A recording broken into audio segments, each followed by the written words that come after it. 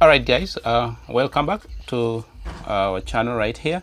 And right now we have this charger and it's now working. We have fixed it, it's fine.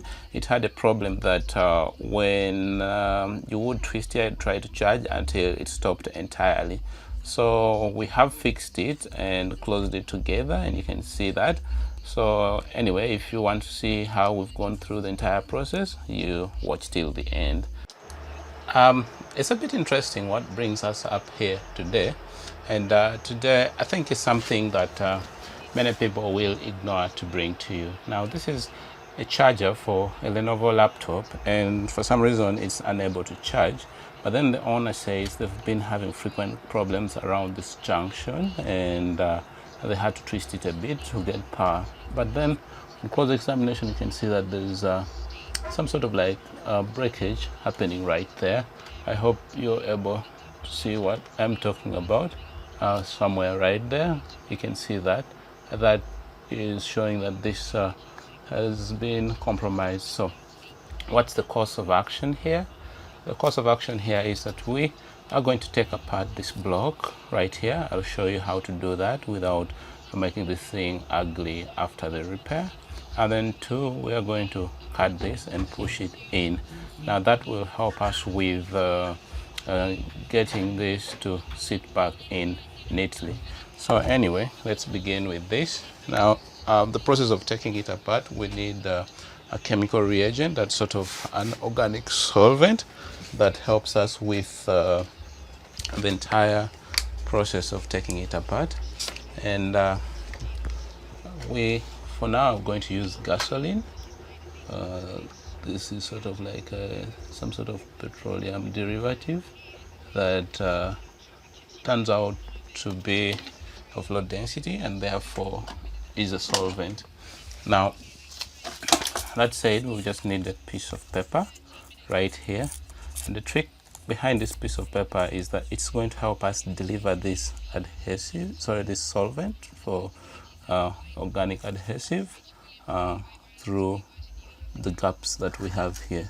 You see that line, we want this to go into it and not around it. Now that means that we have to get ready with some bit of tissue or cloth to sort of wipe whatever decides to stray onto the sides. Now I want to keep this as minimal as possible, and therefore I shall simply intend to use these edges, because these edges helps me sort of place it in a manner that some goes this way, some flows this way, and as such we shall use this edge, and hopefully not here, but if it all comes to getting this solvent all over, we will get there. So you can see that when I dip it, it sort of gets absorbed by the micropores in the piece of paper. So we keep dipping and then letting it through in there. Do not allow it to proceed onto the, you just want it to run through that groove, because this actually also eats plastic and tends to have a weakening effect to it. That's why we have to keep wiping that off. All right, bring it right there. You can see it run into the crevice. Now I like to think that's a good amount, so we'll flip it this way as that amount does its effect to the adhesive. Now this is something that works for most of the adapters and has been proven to at least leave very little signs of intrusion on the adapter when finally put together. All right, so add some more, and you can see it run along the grooves. That's a good sign for us, because we want it to go in all the way. Now I do not trust that much has gone to this other end, but I like to think some has, as I can visually see. I don't know whether you guys also see that liquid run through that groove. So we're going to give it just some 2 minutes to take its time to think about what I've given to it and as to whether it will concur with me.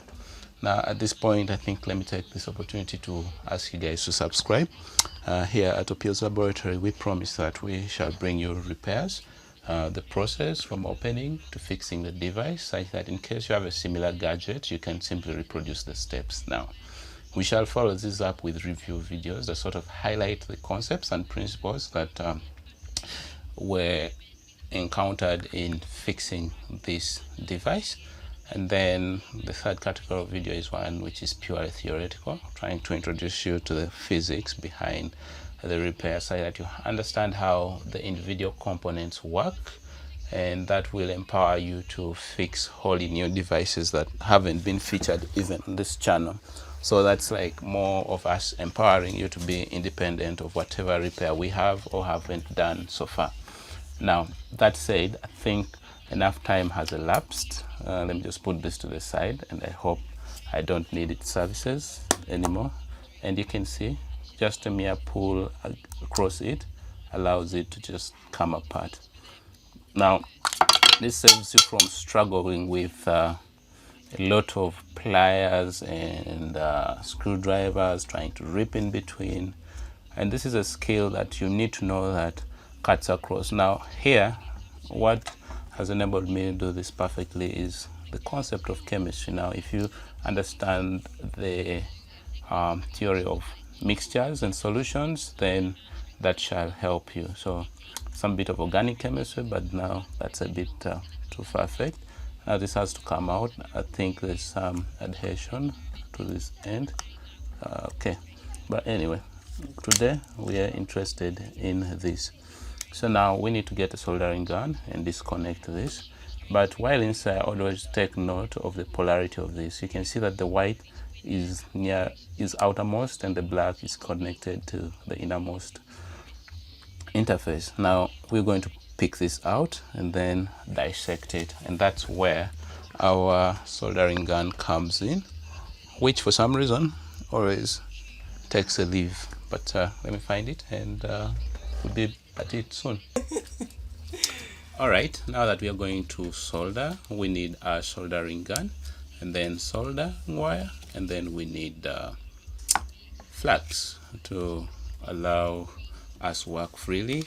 And you may be wondering what the purpose of this is. I have done a video on soldering, but in a nutshell, this is sort of an antioxidant, preventing solder from getting oxidized at high temperatures by atmospheric oxygen. So this sort of provides an envelope over it to prevent the intrusion of oxygen.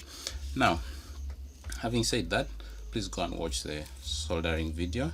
It goes into depth as to how to always get a perfect solder.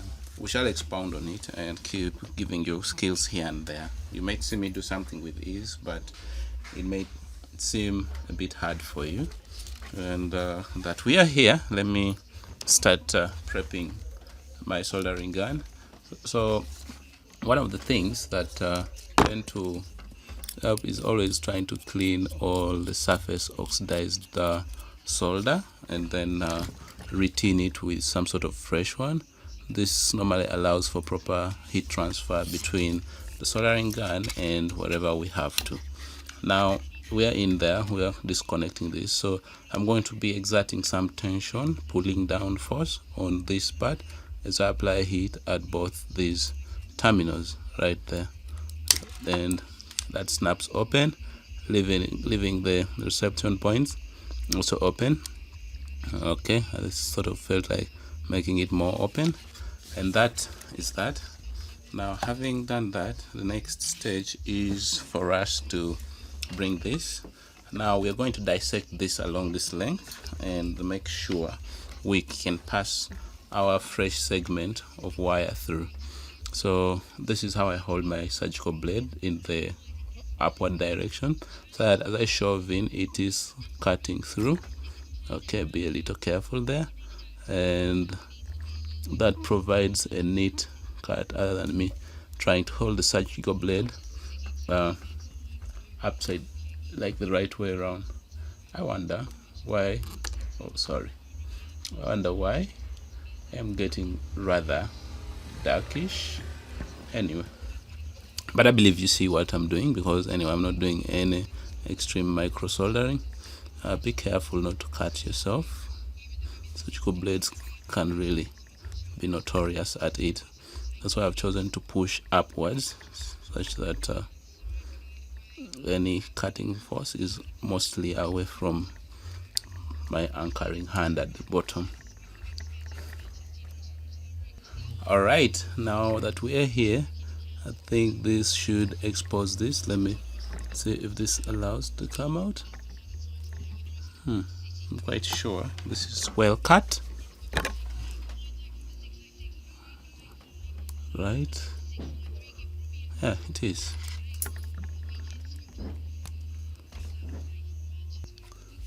All right, so let's disconnect this. Notice my camera is, my phone is running out of. All right, then now the main camera decided to keep on shutting down, quoting temperature. So I've decided to use the Pro X camera app to proceed. Now at this point I am trying to pick out the wire from this position so that I can cut it free, and that should allow me to proceed forward. Okay, this is a little hard part, but I need to grip this portion and pull this out of that groove, because we are trying to reproduce the thing without making it obvious that it had been fixed before. I think I'm running out of ideas. Okay, that rips out. So at this point we are going to cut this off at that point, because we need a fresh set of wires. But before we go there, we need to see what is happening right there. You can see that the ground connection is entirely severed off. Now my worry was going to be if this coating that protects the positive cable had also ripped and this was shot into ground. That would be not nice for the electronics inside this control thing. Now let's get this exposed so that we proceed and get this fixed. I need my surgical blade right here. So right now I'm going to just trim off the teeth to expose for me some good amount of the ground terminal wires, and these come out right there. Okay, so now, okay, the surgical blade has decided to hide. Let me cut using the plier. Okay, now let's twist this together onto itself. This should be bringing that like that, and then I think that means even this side we are going to trim off an equal amount. And now where's my blade? It keeps choosing to hide. Let me use the pliers again. No problem. So at times some tools are multi-purpose. Now this has to run through the middle of this to allow for a neat rebuild, and as such let's attempt to do just that. So we need to force it down into the groove. This part is a bit hardened, so I may have to force this in carefully. Sorry. Okay, and we are trying to do this. Please, these moments where we're trying to record and perform this thing concurrently tend to go awfully silent, because at times they need maximum attention. So we pull that through the groove, and I think, all right, and that pull was so quick. I'm trying to use the length to allow this come in right there. Okay. Okay. Now. Okay. Well, this is becoming a bit interesting. Let me see how the opposite direction performs. Okay.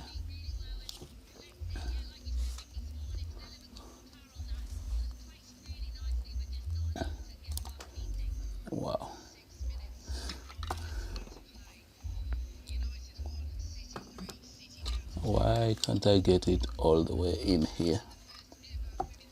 And why do you think I'm insisting? I think we're trying to make it as normal looking as can be. Okay, I'm just trying to remove some of the remnants of the previous teeth out. Okay, that's out. All right. I need to be careful not to also injure myself, which is not pleasant. I think this is a considerable length inside the groove. Now I just need to test it for any form of shorting. Multimeter seems to be very distant. We'll excuse it, I think. Should we excuse it? Wow.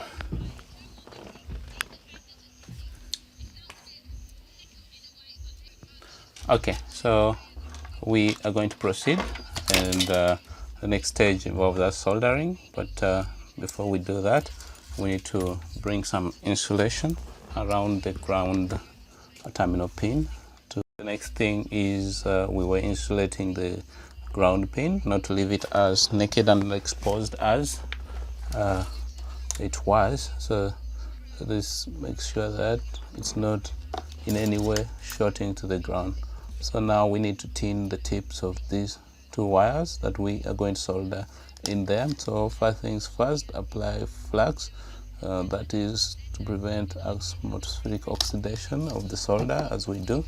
This is to clamp this down, so that's my sort of holder. And then bring soldering wire and soldering gun. The soldering gun has been in power, already heating up. Now we bring them together, and then that's it. So if you want to see how I'm able to solder this perfectly and quickly, just watch my video on soldering. It explains what's taking place so that you're thorough. You can see me do it easily and attempt to reproduce, only to find extreme difficulties, wondering whether I am a magician in one way or another.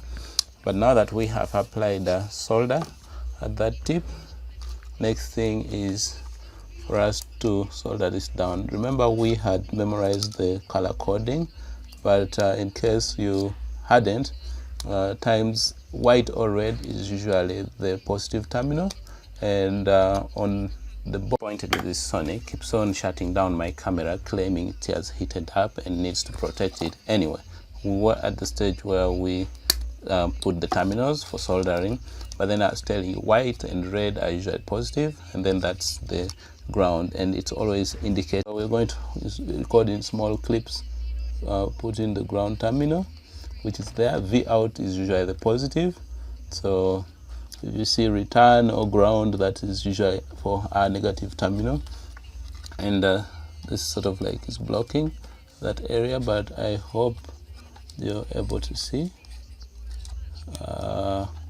I'm pushing in the ground terminal right in there, and then we will need to solder that. So apply solder. Oh no, I need to keep it held up for me to be able to solder. So let me push this right there, and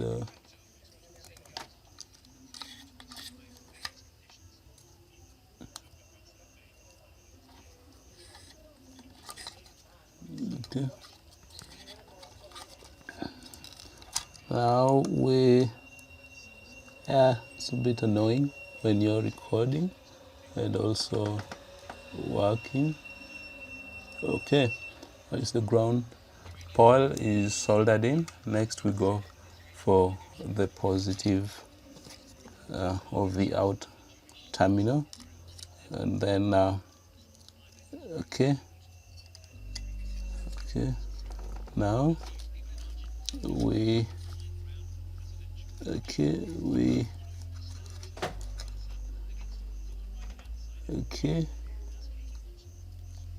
All right, so that's cool. And then we come to close it up, and that's the point at which we need super glue, and super glue will come in handy in this process. First of which is we need to, so now we put that into place, and then using pliers we squeeze it to each other until it dries. All right, now we have glued this together. The next thing is now to bring the casing back into place and then glue the entire assembly together. Now we have to find a way of shoving in our board. Okay, it complies, and then next thing is to put this into that groove. Then the next stage is to apply super glue to the surface that is supposed to receive the other part of the covering, and this comes all the way like that. This is just gluing the back together. So if you're wondering what's happening, we're simply fixing the charger that had long failed. All right, and I think I'm going to apply also some adhesive in between there. Unfortunately, I have to just sneak it in. Where's the other piece of plastic? Do you see it? Now why are you here? It's supposed to be my eyes. All right, so we bring this and we can cover this. Now we're going to keep this pressed until it is covered. So thanks for watching, and see you in the next video. Basically we're repairing the Lenovo charger. I think watch from the beginning to see what was happening here.